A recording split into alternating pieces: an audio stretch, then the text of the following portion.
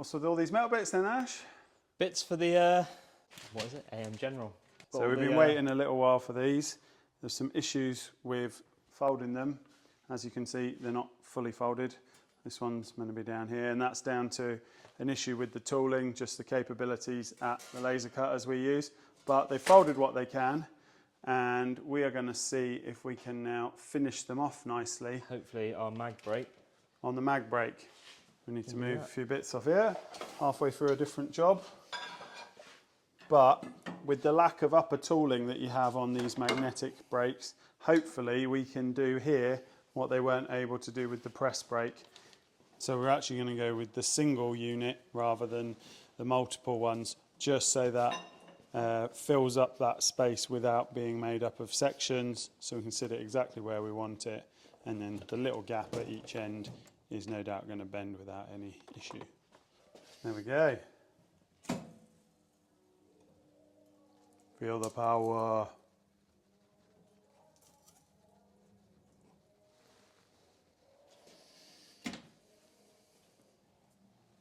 So the advantage of this is that we can then pull that bit of tooling out, whereas if you had a press brake, this up here would be your upper tooling clamps, cause you a bit of difficulty.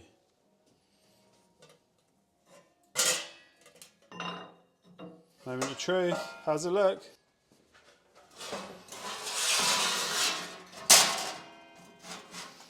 So this is for the head unit, doubled in for there, that's for USB socket bank, and then the holes are for rocker switches to control the vital equipment. Now we are on to the gauge housing. This is the main centerpiece of the dash. No pressure, Ash. Here we go.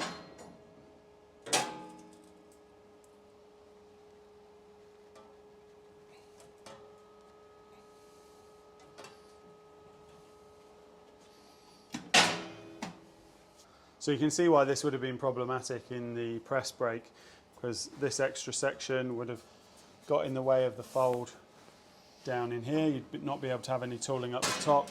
Likewise with this final one, the height of the side of this dash housing would have just meant that you wouldn't be able to get this in the press brake.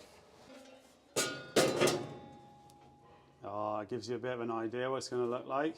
Should look pretty smart. Oh, I can't wait. So we've got to put a few return edges on, I think, to be able to bolt this to the dash.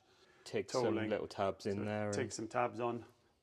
Oh, we're getting close to some sort of money shot, Ash. Yeah. So the customer's chosen to go for a 68 to 72 Chevy C10 gauge cluster, but not only that, it's all Dakota digital stuff. And it's the full all singing, all dancing stuff where you can control it from your app, different backlight and colours. There was just a few little bits that I decided not to put in the CAD because I thought we'd fine tune them. Yeah. So we've got a little bit of fettling to do to get that to actually fit. You get the general idea. I think you can get the general gist. Oh mate, those gauges are so cool. There's going to be chewing sounds all over this, isn't there?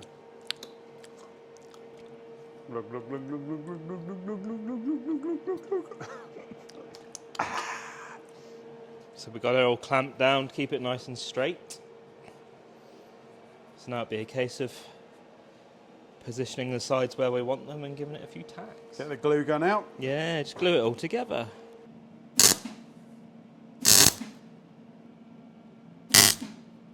Yeah, that's pretty square. Yep.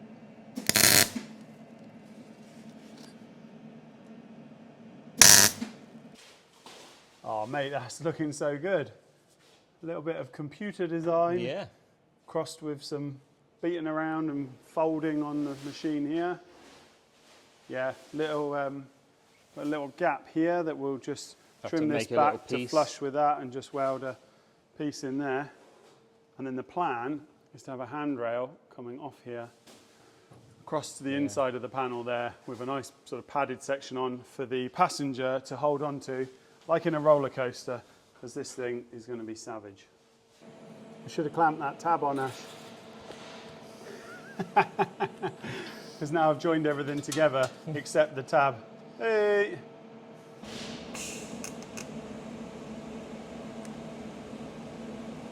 Tell me your luck, mate. Can't really come over any further on the old little trigger shifter. So, Okay, yeah. I'll get a drill through these holes and get some riv nuts in. Yeah.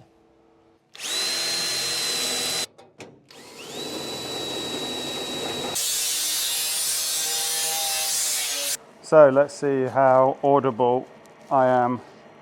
In other words, whether you can bloody hear me through all this PPE gear. To be fair, it's all pretty good stuff, so it doesn't feel as uncomfortable as it might look. Let's get BK's dash welded up. It's all fitting now, it's all looking good. So we're just going to MIG this up for speed and to fill the corners where we've obviously got the gaps after folding it up. Quick grind off, and then in the van it goes. Let's go.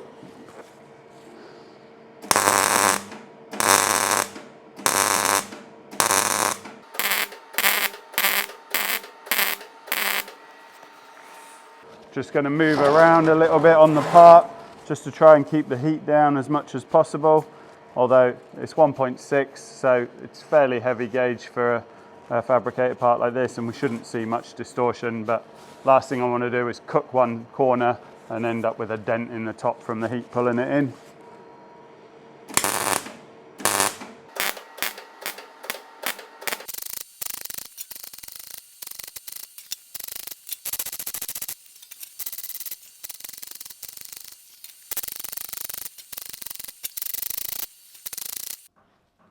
Right, so now that the dash is in BK's van, we've got a bit of a space over this side here, and I have the perfect thing to fill it, a bit of stainless tube.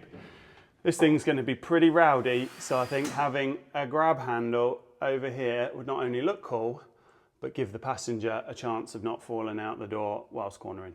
So I've cut this to length. I need to shave a little bit more off. I'll turn that down in the lathe to get a nice cut on each end, and then I'll make some flanges for the ends and we'll get it in.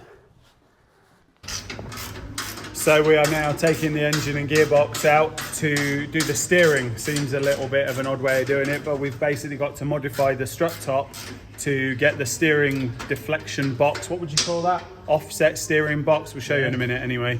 To get that in and moving what is very tight steering from the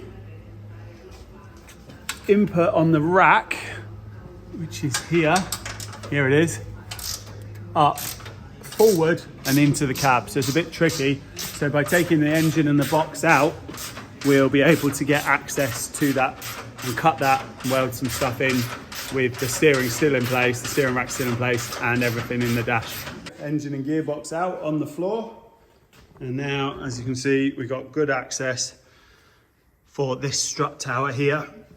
This is where the steering is going to need to come through, and then up past the brake pedal assembly to the dash housing.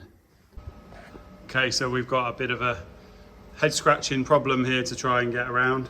Kind of the story of building custom cars and shoehorning engines that were never designed to be in a vehicle into them. We have got the offset steering box, which should hopefully solve a lot of the problems in that it has an input at one end, an output at the other end, and it means we can very easily somewhere around there move the line of drive of the steering forward from the steering rack.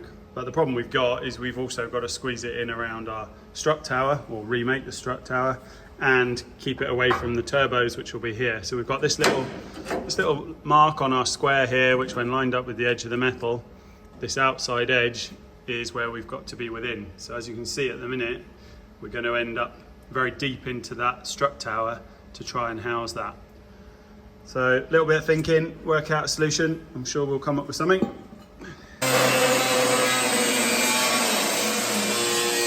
So there we go, that's me done for the day, and actually I'm really pleased with how that's gone. Let's have a look.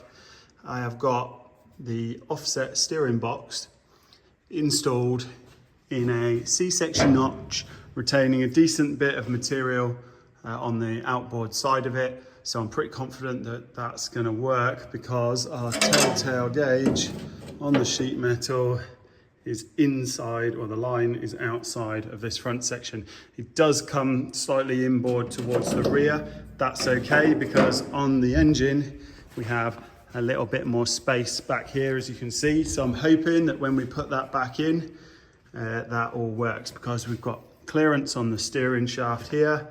We've kept the factory crumple zone in there. I've machined an insert in here and TIG welded that onto the UJ. And then we've got a sleeved section here, so it's nice and strong. And we use the factory UJ on the bottom. That's just before locking out, which is great. There's no tightness. So next step is to work out the column heading up and to the dash. But that's the job for tomorrow. Being that we're using the E60 master cylinder servo brake pedal setup, we've had to make some changes to the actual brake pedal itself to make it fit the car, as it's all in on a bit of a different angle. So we've used the original pedal, cut it in half and set the angle sort of where we need it to be, and then designed it in CAD, had it laser cut. Nice fresh piece of steel, so it's all nice one piece. I've just taken some of the original brackets off the pedal for the brake light switch, the return spring, etc. TIG them in, and now it'll be a case of making a nice pedal end, probably with speed holes, because everything's better with speed holes. Got our pedal plate here, just angled this a little bit better. It seems to be sitting on a nice angle now. Instead of offset like the factory one, I'm going to bring it central. It's a bit closer to the accelerator pedal, but the way everything's mounted, it actually feels nice sitting in the seat there. So I can mark out for some holes. There we have it, one completed brake pedal. So in standard custom car form, the parts that I've ordered have not come the right size. This is meant to be a 15mm steering shaft to go straight into a 15mm bearing. It is oversized, so I've got to basically take a bit of material off here to get that down to the size that will go in the bearing. Brilliant.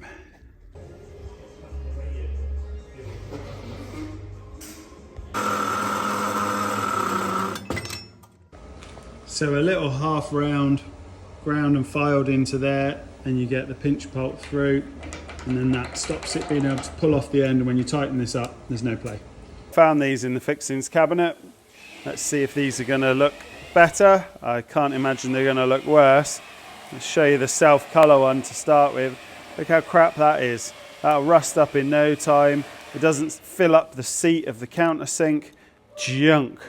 All right, here we go with one of our stainless one. Oh, look at that, way better. Just below flush on there. That's not going to corrode. Looks like we've got right amount of length to run that. Yeah, the nylock will just nip onto that. Lovely, perfect. So next up, we've got to work out exactly where the steering wheel is going to go.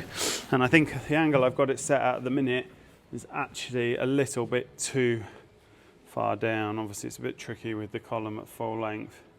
Yeah, that's too low. I think it needs to come up at the front here by 2 inches, and then you'll get the perfect view through the top cutout of these top 3 main gauges.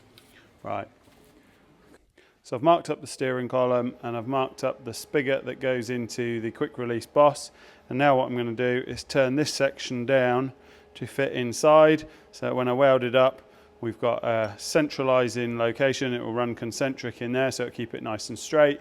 And also I'll drill through, and then I'll pin and weld that, as well as welding round the circumference of it there. Nice and strong.